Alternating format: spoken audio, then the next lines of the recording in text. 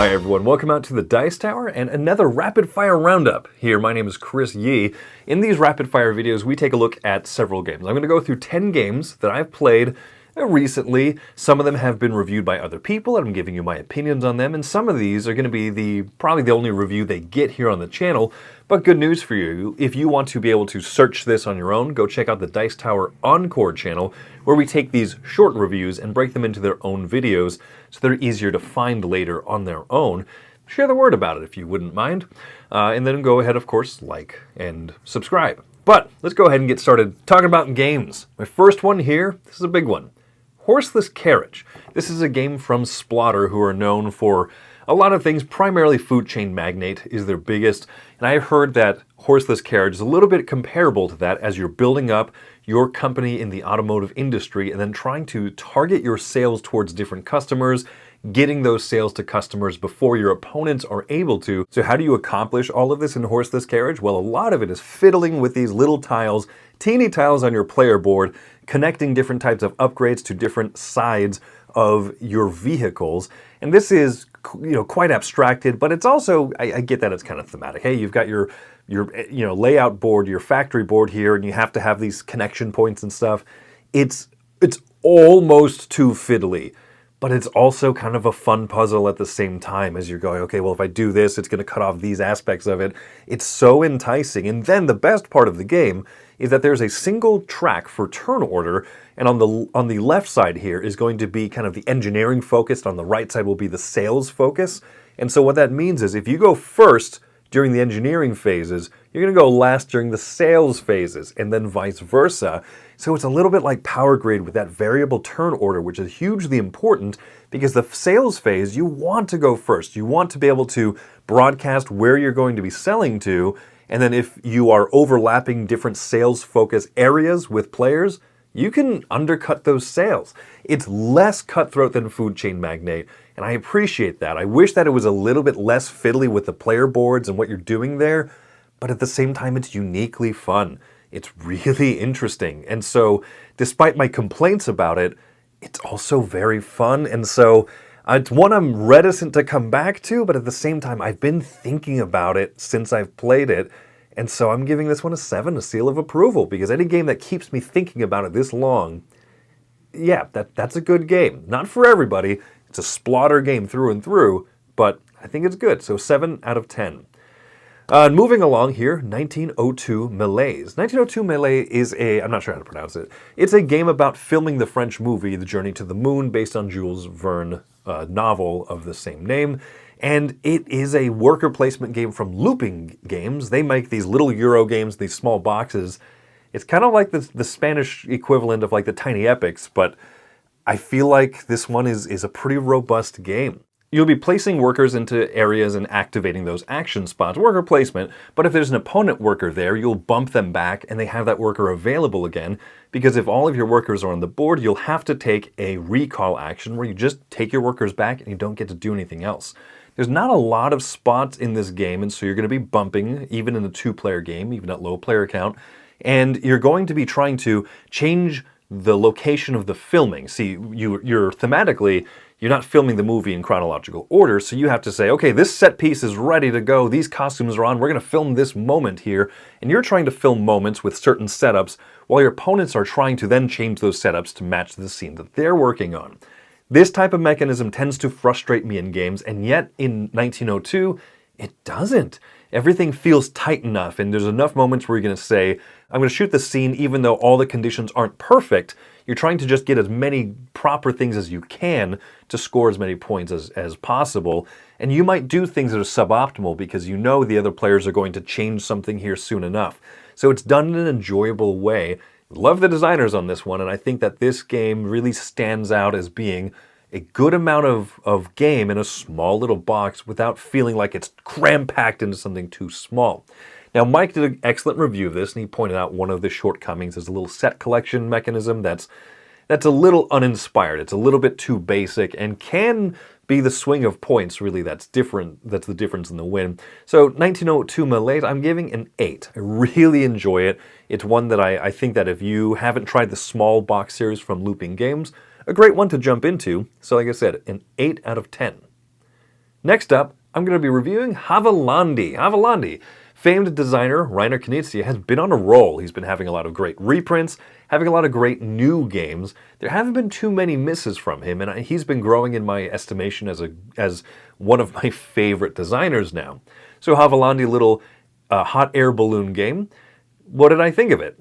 This one's a disappointment. You roll a die, move this hot air balloon, and then you can place one of your own personal colored balloons out onto the map in one of the two rows that the balloon is connected to now, which I don't really understand thematically what's going on, and that's fine, it's a Reiner Knizia game, but the hot air balloon is making little baby balloons out on this map, and then you score points if you make a lot of groups of your balloons in the same color region, but you can also flip them over, and if they're in lots of different color regions, as you flip them, you score more points.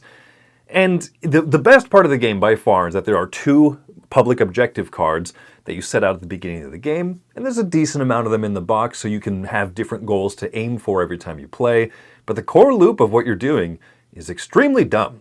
And there's sometimes an elegance and simplicity, and then there's kind of dumb. And for me, this one, unfortunately, it's not elegant, it's not fun, is kind of the big problem. I need to roll a 3 or a 4. I rolled a 2. Okay, what can I do with this particular setup? And now there is some flexibility. Oh, I'm not in the right spot. Well, maybe I can use like little groupings to be able to land my balloon in different places. There's a few special balloon powers, but it's just not that good, and it's just not that fun for that long. So Havalandi is getting a 5 from me. Not the best hot air balloon game that I've ever played, and one I'm not coming back to. Let's talk about a game I will come back to, though. For Northwood, a solo-only trick-taking game. It sounded odd, it looks adorable and very cute, and it's very robust. This is one that's already been reviewed, but I want to give my thoughts on it. So how does a solo-only trick-taking game work? You're dealt a hand of cards, and you're going to make a prediction for how many tricks you think you'll win this round.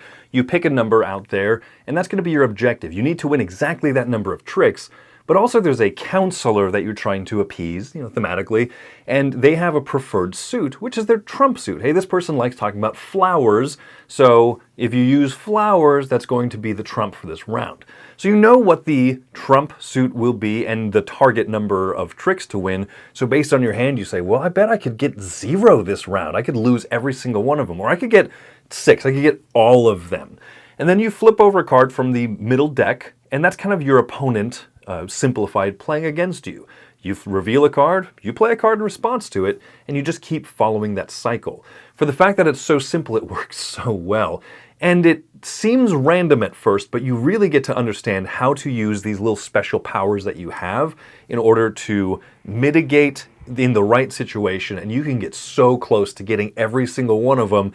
But if you mess up once, that cuts into the points, and it feels so rewarding when you're almost there and you think, I just need to get 4 tricks exactly on the last round of the game, because your options keep diminishing. After you've done 1 trick only, well, you can't pick that one again. This is a lot of fun to it. The components, the arts, all of the production of this is just phenomenal. I really like For Northwood, so I'm giving this one an 8.5, a seal of excellence. The others who reviewed it already have said that, and I'm just giving another witness to that. Yeah, For Northwood is fantastic, so an 8.5. Let's talk about another solo-only game here, The Legacy of You. Legacy of You is from Garfield Games, a company that I unabashedly love. Shem Phillips is one of my favorite designers, and he made the solo-only campaign game. Now, this one you do play multiple sessions of it back to back, and a campaign game of just kind of resource management sounded odd to me. But man, it's got a satisfying loop. Every turn, you're playing cards from your hand for resources, or you're removing them from your deck for even more resources, or you're tucking them under your board for more income. There's a lot of ways to use these cards. There's a lot of ways to recruit the cards. Very multi-use, something that Shem Phillips does so well. And even though it's just a resource management game where you're converting these things into other things to be able to use this bonus to be able to take out some of those invaders and recruit this person and place this worker here to get a different color worker each round, the loop of it is very satisfying. But what impresses me so much is that it is richly thematic. It has a great story book that accompanies it. So as you accomplish certain things, it'll say read entry 27, and you read it. I find these entries to be super well written. They're short enough that they're punchy, and they really change up the game. They introduce different elements as you win games, as you lose games. As you win games, it becomes harder. As you lose games, they give you boons and make it easier. Sometimes as you accomplish certain things, an unexpected story moment happens. Something joins your side that you weren't expecting, or there's a betrayal, or whatever examples. I don't want to spoil anything, but some really great stuff happens in this resource conversion game. It's a wonderful campaign. If you are a solo gamer, I think you should absolutely try The Legacy of You, which is why I'm giving this one a 9 out of 10. I simply adore this one.